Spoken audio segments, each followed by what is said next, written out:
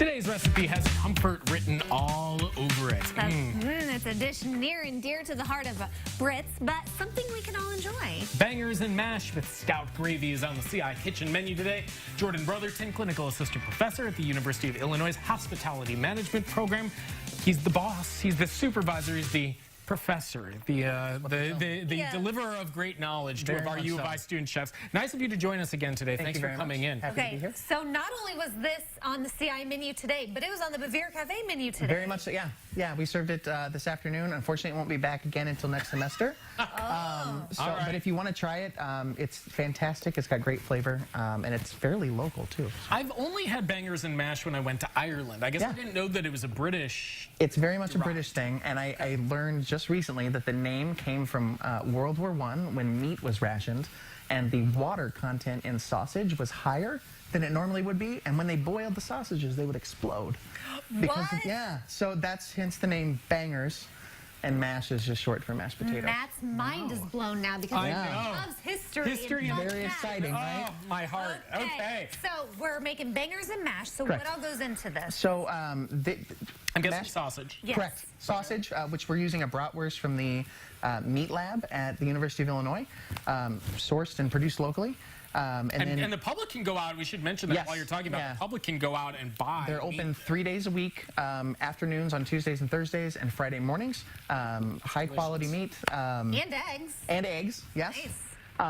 But then in addition to that, we're serving it over mashed potatoes with a brown gravy. It's actually got some stout beer in it, which gives it some nice aromatics. What box did we get the mashed potatoes out of? It all came out of a beef patty box. Yeah, it did. Yes. I love it. So, all right, so it looks like you've got some onions started I there. do. So I used a tablespoon and a half of butter, 3 ounces of onions, and we cook them until they're translucent. And then what we're going to do is add this stout beer right in. Now, does the alcohol cook out of that? It does. Okay. It does. It will cook up very quickly. Right? Very much so. It's going to concentrate it. And if you wouldn't mind, that right there is our demi-glace. Demi-glace is it's a brown sauce that I made ahead of time. What is demi-glace? So it's a French sauce, usually flavored with either beef or veal.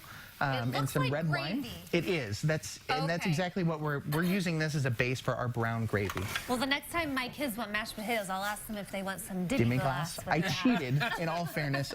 The demi-glace was made from a powder made by Knorr. You can pick it up at the grocery store. Hey, we love super simple here. So once you've got the onions translucent after they've been sauteed, and you've got the demi-glace and the stout in, we're just going to bring this to a boil.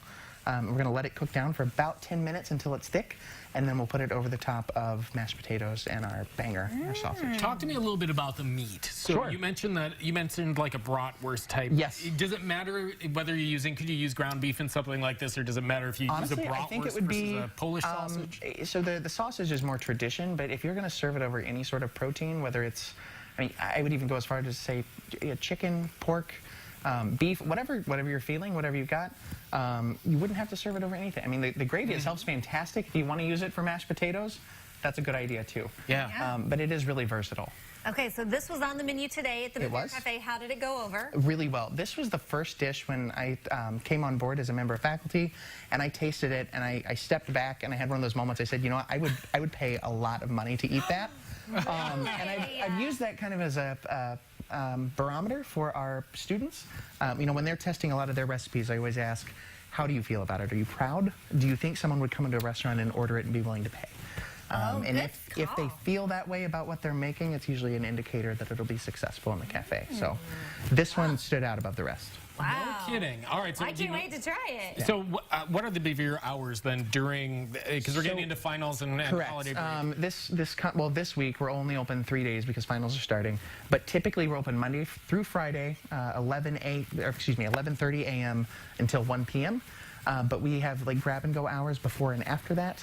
But that short window is where we're actually prepping food, serving food, and it's coming out hot. You know, it's Get your bangers and mash to go. Yes, it's such a hidden gem there on campus that most people probably don't take advantage of. Yeah. All right, we're going to keep simmering, sauteing, and have some bangers and mash here in a little bit. We'll have the recipe on CILiving.tv after today's show.